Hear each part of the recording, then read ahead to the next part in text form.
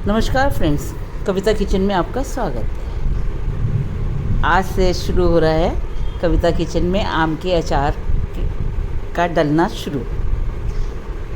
ये लिए हैं मैंने 5 किलो अचार के आम हैं राम केला। बहुत ज़्यादा बढ़िया होते हैं राम केला। एक गोला भी आता है, इसका अचार डालेंगे। या तो हम डालेंगे सूखा बिना तेल वाला, या डालेंगे हींग का। इन दोनों में से एक अचार डाल लेते हैं। अभी तो मैंने धो के टेबल पे रखे हुए हैं सूखने के लिए हवा के नीचे, और नहीं तो बाकी पोंछ लिए जाएंगे। चलिए इसके आगे का काम बाद में करेंगे। धो पोंछ कर सुखा कर सबकी टिप काट ली है। ये मैं आम का सूखा अचार डाल रही हूँ। इसमें मैं छिलका सहित ही काटूंगी।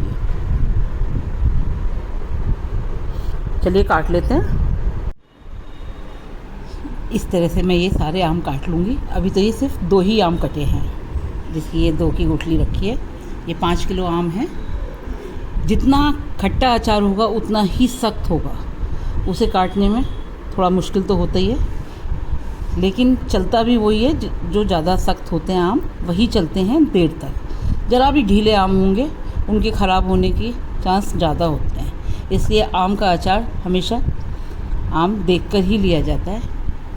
बढ़िया आम लीजिए, उसका अचार भी बढ़िया ही चलता है और टिकता भी बहुत अच्छा है।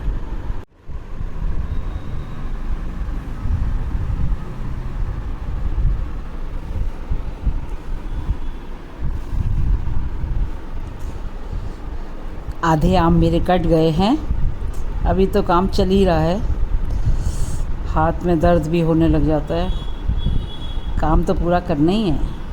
मैं तो खुद ही करती हूँ अपना ये अचार का काम। मैं किसी से नहीं करवाती हूँ। बस जो तेल का अचार डालते हैं उसे जो सरौते से काटते हैं वो मैं बस उतना काम करवाती हूँ कि सरौते से मैं कटवा लेती हूँ। ये लीजिए 5 किलो आम का अचार कट गया। सच मानिए दोस्तों, ऐसे हाथ लाल हो जाते हैं। ये देखिए बिल्कुल इस समय मुड़ भी नहीं रहे हाथ। काफ़ी ज़्यादा, लेकिन क्योंकि सख्त होता है ना, सख्त आम को काटना थोड़ा मुश्किल तो हो ही जाता है। भाई सरौते से तो ये काटना नहीं है। भाई ये अचार है हमारा सूखा अचार। अब इसमें हम नमक लगा के ओवरनाइट रखेंगे, तो ये जो पानी छोड़ देगा इस पानी को हम संभाल के रखेंगे फ्रिज में। और 2 दिन की तेज़ धूप दिखाएंगे। और यदि बाई चांस कल बारिश हो गई तो हम इसे नमक में ही छोड़ देंगे। कल बाहर नहीं निकालेंगे धूप में। जब धूप निकलेगी तभी निकालेंगे, क्योंकि आज तो बारिश हो गई है। अब ओवरनाइट रखने के बाद कल सुबह यदि बारिश हुई तो ये धूप में नहीं निकलेंगे, ये परसों निकलेंगे। और 2-3 दिन की इसे धूप भी चाहिए। चलिए अभी इसमें नमक लगाते हैं। कम से कम 1 पाव नमक यानी 250 ग्राम नमक इसमें लग जाएगा। 250 से 300 ग्राम तक लग जाता है। वैसे 1 किलो में 50 ग्राम 60 ग्राम काफ़ी रहता है, सफिशेंट रहता है। तो मैं 250 ग्राम तो नमक डाल ही दूँगी इसमें। बस अभी डालते हैं नमक 250 ग्राम, और फिर एक इसे भगोने में भर के रखेंगे ढककर बिल्कुल।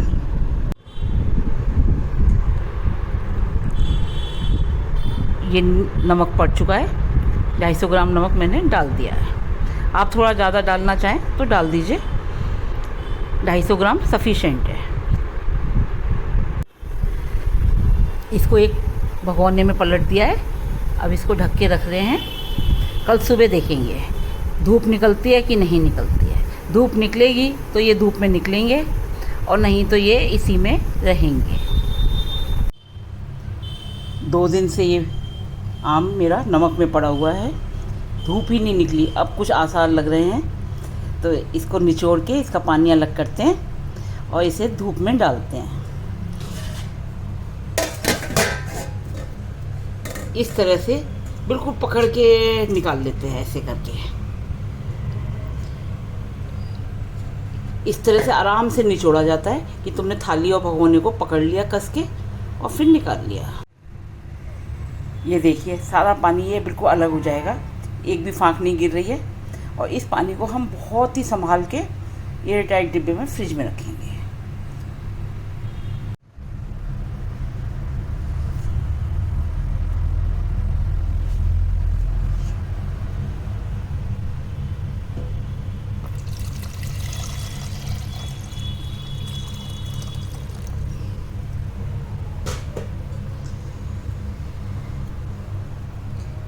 ये पानी देखिए बिल्कुल साफ़ निकला है नमक का, और ये है अचार सूखने जा रहा है।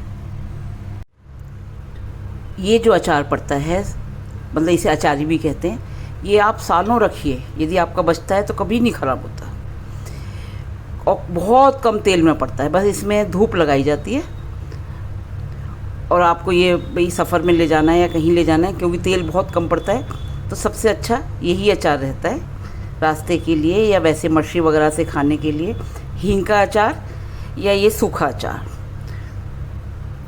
फर्स्ट चॉइस होती है सबकी सूखा अचार। चलिए भाई, 2 दिन भगवान करे धूप निकल आए तो मेरा अचार सूख जाएगा।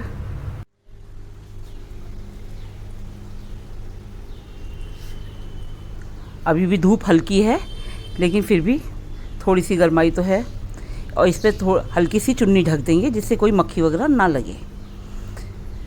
बस तेज़ धूप निकल आए, 2 दिन की धूप चाहिए इसमें। फ्रेंड्स, ये अचार सूख के तैयार हो गया है। पूरे 3 दिन लगे हैं। बारिश ने बहुत ही तंग कर रखा था, अंदर बाहर करना पड़ रहा था।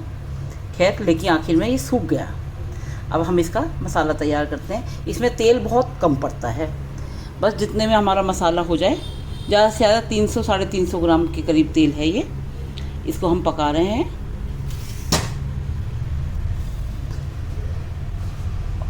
और ये नमक का पानी है जो फ्रिज में रखा था अब तक। ये हींग है, हींग ये बहुत ज़्यादा तेज़ है। ये मैंने बिल्कुल इतना असर लिया है, 2 पिंच, और ये भी ना तेज़ हो जाए। ये पिसी मिर्च है 5 चम्मच, 5 चम्मच पिसी हल्दी है, 10 चम्मच पिसा धनिया है, और ये साबुत धनिया है 1 छोटी कटोरी, और 1 छोटी कटोरी साबुत सौंफ है, और ये दाना मेथी, और ये कलौंजी है।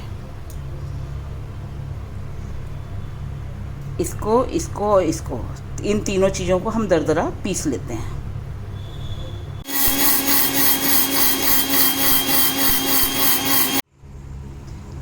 तेल की गैस मैंने बंद कर दी है।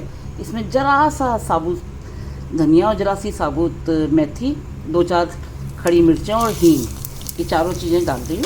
लेकिन तेल तेज़ है, इसलिए फटाफट मसाले डालने पड़ेंगे। हल्दी जलनी नहीं चाहिए बिल्कुल भी।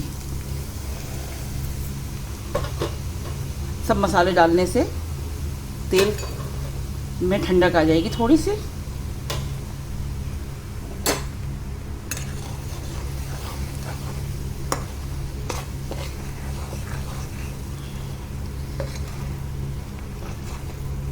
फ्रेंड्स, ये अचार बिल्कुल नहीं ख़राब होता, बस बचने की बात है। यदि आपका बच गया तो ये आपका 2 साल 4 साल 5 साल बिल्कुल नहीं ख़राब होता। बस ये सुखाने की वजह से है, और नमक में लगा के इसका पानी रखा हुआ था।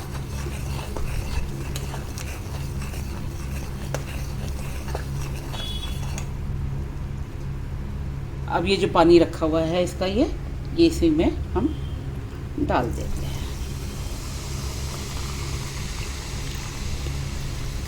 बस अब ये जो हमारा अचार सुखाया हुआ है उस पे हम ये, इसमें तो नहीं आएगा, मैं भगोने में ही डालना पड़ेगा मुझे इसको।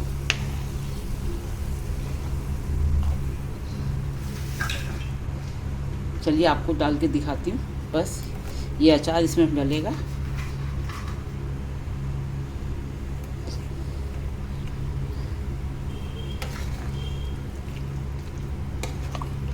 इस कढ़ाई के उसको मुझे ट्रांसफ़र करना है भगोने में। चलिए कर लेती हूँ। ये देखिए फ्रेंड्स, ये अचार बनके तैयार हो गया। खाना चाहें तो हाथ के हाथ भी आप खा सकते हैं, लेकिन 2-4 दिन। कितना अच्छा कलर आया है इसका, देखिए। गल तो ये पहले ही चुका था, धूप लग चुकी, और पानी डलते ही ये एक ही दिन में ये पानी की वजह से, नमक का जो पानी था उसकी वजह से ये मॉइस्चर पाके और तैयार हो जाएगा बिल्कुल। ये मेथड आपको अच्छा लगा? आप कौन कौन जना इस तरह से अचार डालता है सुखा के, तो आप बताइएगा ज़रा कमेंट में करके। इस तरह से सुखा के मीठा अचार और हींग का अचार और ये सूखा अचार। ये तीनों अचार मेरे सुखा के ही डलते हैं। बस हींग का अचार और मीठे अचार में अचार का छिलका उतारना पड़ता है, सुखाना उसको भी ऐसे ही पड़ता है, लेकिन उसका छिलका उतारते हैं जो मैं मीठा अचार डालती हूँ। और जो मैं हींग का अचार डालती हूँ उसके लिए और मीठे अचार के लिए सेम रहता है, चाहे आप आधा आधा डाल लीजिए, एक ही संग तैयार कर लीजिए। बस ये ज़रा सा ठंडा होगा तो इसे इमरतबान में भर देंगे। शीशी में नहीं आता इतना अचार, इसके लिए इमरतबान ही तैयार रहते हैं हमेशा। अचार बन के तैयार है, खाने के लिए, खिलाने के लिए, बच्चों के लिए भेजने के लिए अचार बिल्कुल तैयार है।